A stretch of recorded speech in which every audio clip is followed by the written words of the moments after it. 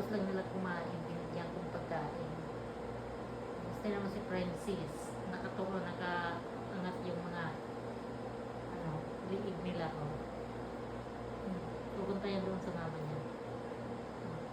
Si Princess, si Cloud, si Sunlight, si Tiger, andoon sila.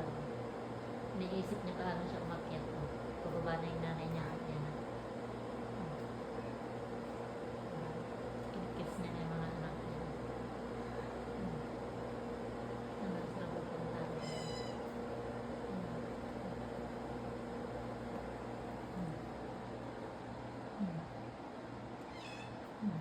Kinikis nila.